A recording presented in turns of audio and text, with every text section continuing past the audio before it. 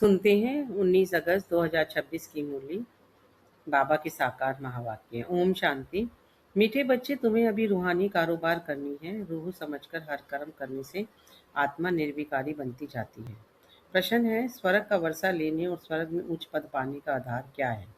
उत्तर दिया है बाबा ने, ब्रह्मा कुमार कुमारी बने तो स्वर्ग का वर्षा मिल जाएगा, परंतु उच्च पद का आधार है पढ़ाई। अगर अगर बाप का बनकर अच्छी रीति पढ़ाई पढ़ते रहे, पूरा पवित्र बने तो राजाई पद मिलता है। कोई पूरा पढ़ते नहीं, कर्म बंधन है, पूरा पवित्र नहीं बने और शरीर छूट गया तो प्रजा में साधारण पद पा लेंगे। ओम शांति। रूहानी बच्चों को रूहानी बाप समझा रहे हैं, यह रूहानी कारोबार है, बाकी सारी दुनिया में जिस्मानी कारोबार है। वास्तव में कारोबार चलती है रूहों की। आत्मा ही शरीर द्वारा पढ़ती है, चलती है, विकर्म करती है। इसलिए पतित आत्मा पाप आत्मा कहा जाता है। आत्मा ही सब कुछ करती है। इस समय सब कुछ देह अभिमानी है। मैं आत्मा हूँ समझने बदले समझते हैं मैं फलाना हूँ, ये व्यापार करता हूँ, ये फलाने कामी क्रोधी है, शरीर का ही नाम लेते हैं। इसको कहा जाता है देह अभिमानी। दुनिया उतरती कला की दुनिया। सतयुग में ऐसा नहीं होता है, वहाँ देह अभिमानी होते हैं। तुमको देह अभिमानी बनाया जाता है। अपने को आत्मा निश्चय कर।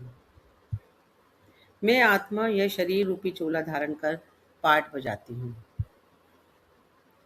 वह एक्टर्स भी भिन्न भिन्न कपड़ा बदली कर पार्ट बजाते हैं। बाप कहते हैं, तुम आत्मा ही पहले शांति धाम में थी, तुम्हारा घर है शांति धाम।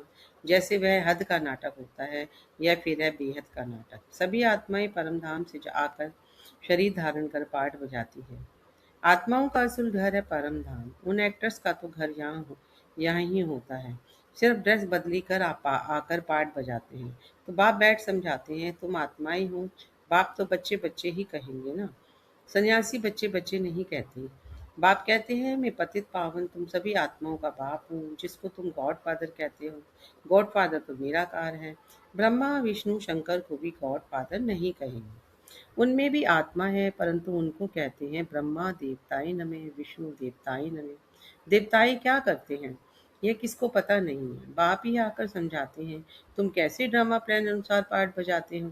दुनिया एक ही है, ऐसे नहीं कि कोई नीचे पाताल व ऊपर में दुनिया है। दुनिया एक ही है जिसका चक्र फिरता रहता है। लोग तो कह देते हैं मून में प्लॉट लेंगे। बाप समझाते हैं, बच्चे कितने इंसॉल्वेंट बन पड़े हैं। भारतवासियों के लिए ही कह देते हैं, तुम कितने साहूकार समझदार थे। इन लक्ष्मी नारायण का सारे विश्व पर राज्य था, जिसको कोई लूट ना सके। वहाँ कोई पार्टीशन आदि नहीं होती। यहाँ तो कितनी पार्टीशन है, आपस में टुकड़े टुकड़े पर लड़ते रहते हैं। तुम सारे विश्व के मालिक थे। सारा आकाश पृथ्वी समुद्र सब तुम्हारा था, तुम उनके मालिक थे। अब तो टुकड़े हो गए हैं, यह किसी को पता नहीं है। भारत ही विश्व का मालिक था। बाप समझाते हैं, आत्मा को जो पाठ मिला हुआ है वह कभी घिसता नहीं है, चलता ही रहता है। अभी तुम फिर से मनुष्य से देवता बन रहे हो, फिर 84 जन्म लेंगे। तुम्हारा पाठ चलता ही रहता है, कभी बंद नहीं होता। कोई मोक्ष आदि पाते नहीं। जितने अनेक गुरु अनेक शास्त्र, उतनी अनेक मतें होती हैं। मनुष्यों में कितनी अशांति है। जहाँ भी जाओ कहेंगे मन को शांति कैसे मिले। यह देह अभिमान में आकर कहते हैं, बाप समझाते हैं, मन और बुद्धि यह है आत्मा के ऑर्गन्स, बाकी यह सब शरीर की इंद्रियां हैं। आत्मा कहती है, मेरे मन को शांति कैसे मिले। वास्तव में ये कहना गलत है। तुम आत्मा हो, तुम्हारा स्वधर्म ही शांत है। तुम ऐसे कहो, मुझे आत्मा को शांति कैसे मिलेगी। इसमें कर्म तो करना ही है। ये बातें बैठ बाप ही बैठ समझाते हैं। दुनिया में ये ज्ञान किसी को पता नहीं, वह है भक्ति मार्ग। उनको ज्ञान का पता ही नहीं है। ज्ञान तो एक बाप ही देते हैं। बाप खुद कहते हैं, मैं कल्प कल्प कल्प के संगम पर आता हूँ। कलयुग के अंत में सभी पतित हैं। यह है रावण राज्य। रावण को जलाते भी भारतवासी ही हैं। बाप पतित पावन का जन्म भी यहाँ है, तो रावण का जन्म भी यहाँ है। रावण जो सबको पतित बनाते हैं, इसलिए उनको जलाते हैं। ये बातें किसकी बुद्धि में नहीं है। अब भारत में श्री कृष्ण जयंती मनाते हैं, श्री कृष्ण की लीला भजन आदि करते हैं। अब बाप कहते हैं, वास्तव में श्री कृष्ण लीला कुछ है ही नहीं। श्री कृष्ण ने क्या किया? कहते हैं कंसपुरी में जन्म लिया। अब कंस तो डेविल को कहा जाता है ना। सतयुग में डेविल कहाँ से आए? तुम जानते हो। श्री कृष्ण की आत्मा जो सतयुग में थी वह अपने को 84 जन्म भोग इस समय पतित से पावन बन रही है, अपना पद फिर से ले रही है। वैसे ही तुम कृष्णपुरी में रहने वाले थे, 84 जन्म ले अब वो अपना पद ले रही है। जयंती मनानी है वास्तव में शिव बाबा की, जो शिव बाबा सबको हेल से हेवन में ले जाते हैं। उनकी कोई लीला है नहीं। कहती हैं, हे पतित पावन बाबा आओ, आकर हमको हेल से हेवन में ले जाओ। आप हमारे बाप हो तो हम स्वर्ग में होने चाहिए, हम विशेष दुनिया में क्यों हैं? इसलिए बुलाते हैं, हे गॉड फादर, हमको इस दुख की दुनिया से लिबरेट करो। यह भी ड्रामा में नूंद है। बाप कहते हैं, इस ड्रामा को कोई जानते नहीं। शास्त्रों में ड्रामा की आयु लंबी लिख दी है। नई दुनिया को पुरानी बनना ही है, सतो रजो तमो में आना ही है। यह है बेहद की बात। अभी तुम फिर से विश्व के मालिक बन रहे हो। भारतवासी जो नई दुनिया में थे वही 84 जन्मों का पाठ बजाएंगे। अभी तुम पवित्र बनती हो, बाकी सब तुम मनुष्य पतित हैं। तब तो पावन के आगे जाकर नमन करते हैं। पावन को पावन नमन क्यों करेंगे? सन्यासी पावन है, तब तो पतित मनुष्य उनके आगे माथा झुकाते हैं। कन्या पवित्र है तो सब उनके आगे से झुकाते हैं। वही कन्या शादी कर ससुर घर जाएगी तो माथा टेकना पड़ता है। अभी बेहद का बाप आए हैं सबको पावन बनाने। वह सब है कलयुग में, तुम हो सभी संगम पर। अब तुमको पति दुनिया में नहीं जाना है। यह है कल्याणकारी योग। बाप आकर सबका कल्याण करते हैं। तुम अभी श्री कृष्ण जयंती मनाएंगे, नहीं तो लोग समझेंगे यह तो नास्तिक है। नास्तिक वास्तव में उनको कहा जाता है जो अपने बाप को और रचना के आदि मध्य अंत को नहीं जानते हैं। इस समय सब निधन के आर्पण बन पड़े हैं। घर घर में झगड़ा है, एक दो को मारने में देरी नहीं करते हैं। इसलिए इसको नास्तिकों की दुनिया कहा जाता है। बाप को ना जानने वाले तुम हो जानने वाले। अभी तुम समझते हो कि हम पत्थर बुद्धि थे, बाप हमको पारस बुद्धि बना रहे हैं। और कोई तकलीफ की बात नहीं।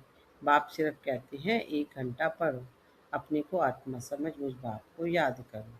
शरीर को याद करेंगे तो लौकिक संबंधों की याद आ जाएगी। देही अभिमानी रहेंगे तो मुझ बाप की याद रहेगी।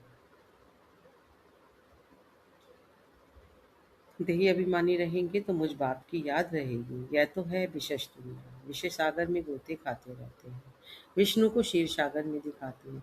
कहते हैं वहाँ घी की नदियाँ बहती हैं, यहाँ तो घासलेट भी नहीं मिलता है। फर्क है ना? तो तुम बच्चों को कितनी खुशी होनी चाहिए। बाप ही हमारा खिवैया है। गाते भी है, नैया मेरी पार लगाओ।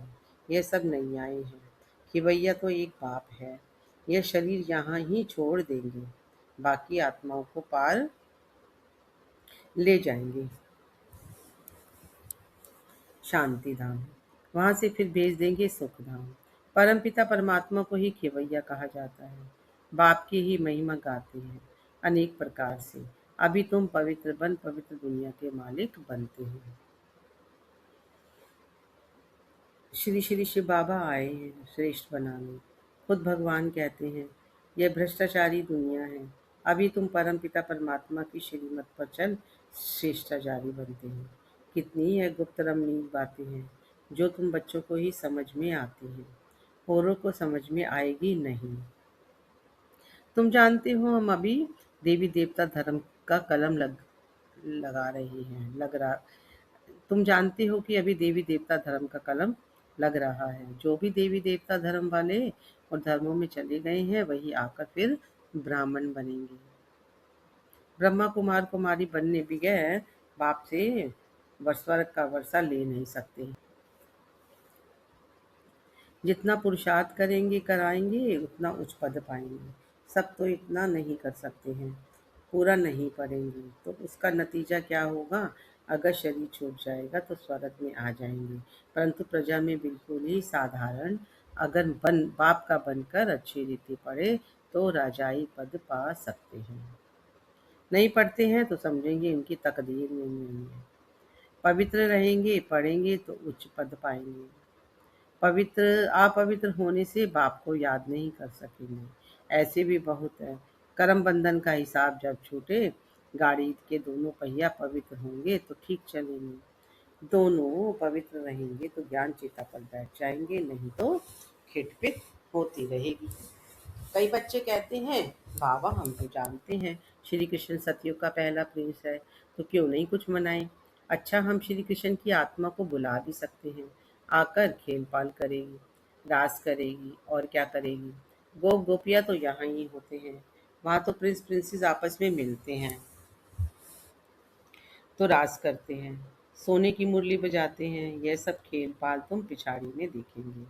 यह सब पाठ चलेंगे। शुरू में दिखाया गया, फिर तुम पुरुषार्थ में लग गए हो। अब फिर पिछाड़ी में साक्षात्कार होना शुरू होगा। कौन कौन किस पद को पाएंगे यह तुम जानते हो। बाप बैठ ये सब राज समझाते हैं, तुमसे पूछते हैं, वेदों शास्त्रों को मानते हो। बोलो हाँ, हम क्यों नहीं मानते। यह सब भक्ति मार्ग की सामग्री है, इनमें कोई ज्ञान नहीं है। ज्ञान देने वाला तो सिर्फ एक एक है। ज्ञान मिलता है तो भक्ति आप ही छूट जाती है। तुम मंदिर में भी जाएंगे तो बुद्धि में रहेगा कि ये लक्ष्मी नारायण फिर अब नई दुनिया में राज्य करेंगे। बाप बच्चों को समझाते हैं, दोनों तरफ तोड़ निभाना है। गृहस्थ व्यवहार में रहते पवित्र बनना है। श्रीमत कहती है पूरे पवित्र बनो, पूरा वैष्णव बनो और विष्णुपरी का राज्य हो। अच्छा, मीठे मीठे सिक्के लदे बच्चों प्रति माता पिता बाप दादा का याद प्यार। Good morning. रूहानी बाप की रूहानी बच्चों को नमस्ते। हम रूहानी बच्चों की रूहानी बाप दादा को याद प्यार नमस्ते, गुड मॉर्निंग, शुक्रिया बाबा, शुक्रिया बाबा, शुक्रिया। धारणा के लिए मुख्य सार है, योग द्वारा कर्म बंधन का हिसाब किताब चुक कर पावन बनना है। ज्ञान चिता पर बैठना है, पूरा पूरा वैष्णव अर्थात पवित्र बनना है। दूसरा पॉइंट है, अपने शांत स्वधर्म में स्थित रहना है। सबको शांति धर्म की याद दिलानी है, कभी भी अशांत नहीं होना है। वरदान है, आवाज से परे की स्थिति में स्थित हो, सर्व गुणों का अनुभव करने वाले मास्टर बीज रूप भव। जैसे बीज में सारा वृक्ष समाया हुआ होता है, वैसी आवाज से परे की स्थिति में संगम युग के सर्व विशेष गुण अनुभव में आते हैं। मास्टर बीज रूप बनना अर्थात सिर्फ शांति नहीं, शांति के साथ ज्ञान, अतीन्द्रिय सुख, प्रेम, आनंद, शक्ति आदि आदि सर्व गुणों का होना अनुभव करना है।